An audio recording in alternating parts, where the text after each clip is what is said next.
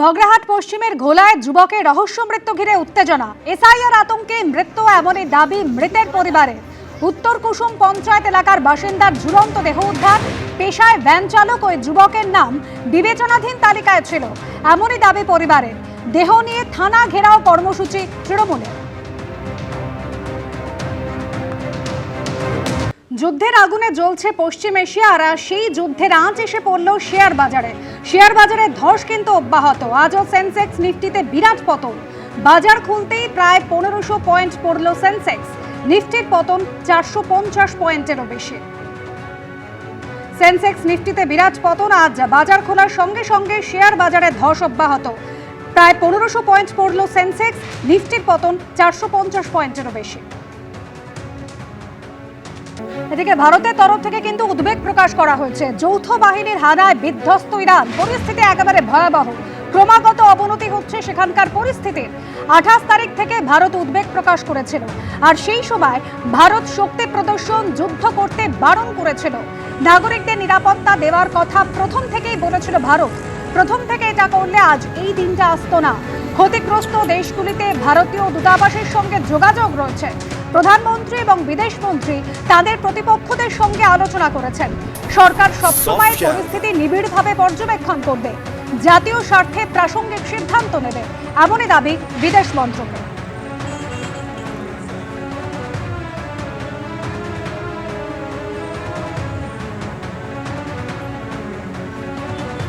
অর্থাৎ পশ্চিম এশিয়ার এই যে যুদ্ধ পরিস্থিতি তা নিয়ে যথেষ্ট উদ্বেগে রয়েছে নয়াদিল্লি।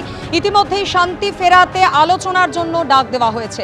ওমান এবং কুয়েতের দুই রাষ্ট্রপ্রধানের সঙ্গে ইতিমধ্যেই কথা বলেছেন প্রধানমন্ত্রী নরেন্দ্র মোদী। ফোনে কথা বলেছেন তিনি ওমান এবং কুয়েতের রাষ্ট্রপ্রধানের সঙ্গে। দুই দেশে বসবাসকারী ভারতীয়দের নিরাপত্তা নিয়েও কথা বলেছেন প্রধানমন্ত্রী নরেন্দ্র মোদী।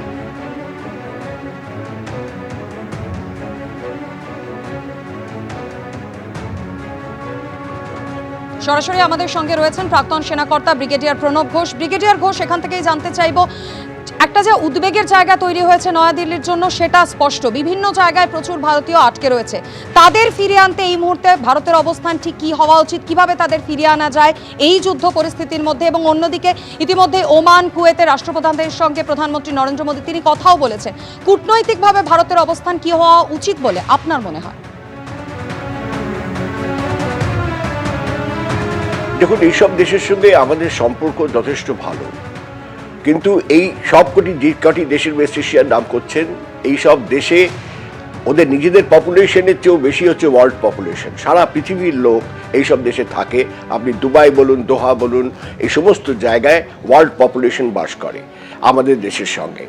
কাজেই যতক্ষণ না যুদ্ধের পরিস্থিতি, যতক্ষণ না এয়ার স্পেসটা সিকিউরড হবে, ততক্ষণ পর্যন্ত কোনো কমার্শিয়াল এয়ারলাইন্সকে এইসব জায়গায় মানে অপারেট করতে দেওয়া ঠিক হবে না এবং কেউ করতে চাইবেও না।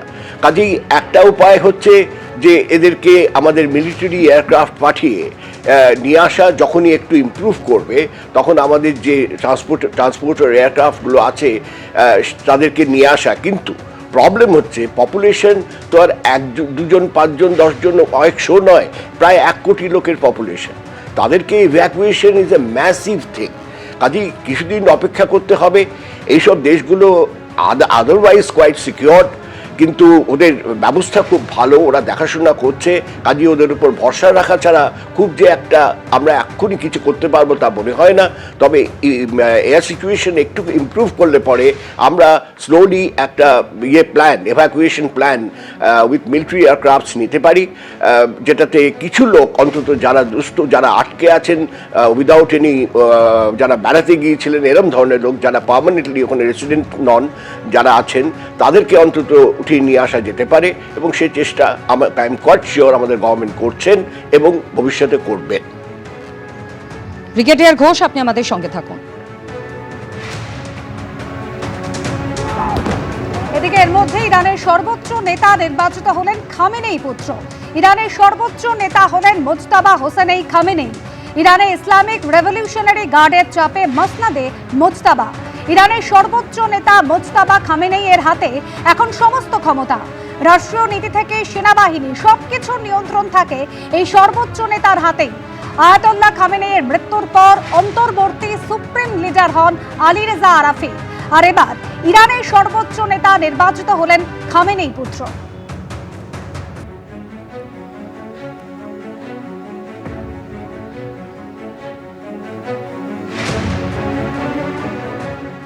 আমেরিকা ইসরায়েলের যৌথ হামলা লাগাতার চলছে, সেই হামলা কিন্তু সেই আক্রমণের মুখেও অনড় রয়েছে ইরান।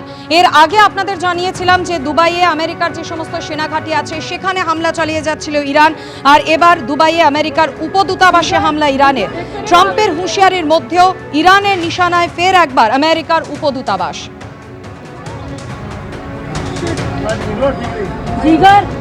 एक फिर कावेरी है।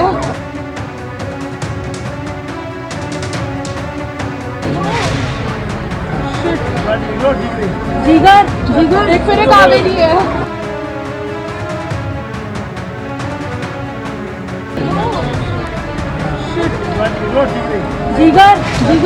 कावेरी है। এবিপি আনন্দ এগিয়ে থাকে, এগিয়ে রাখে।